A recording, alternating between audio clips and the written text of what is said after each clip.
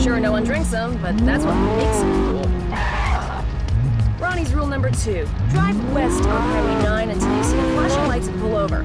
Pay the cop $5. He'll escort you down a beaten road. Then get ready to watch the best animal sacrifice of your life. That being said, I have to point out that animal sacrifices are so 4 days ago, when I went.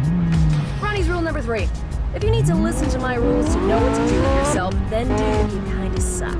Find your own path. Listen in next week for the next set of Ronnie's rules. Talk to you after this.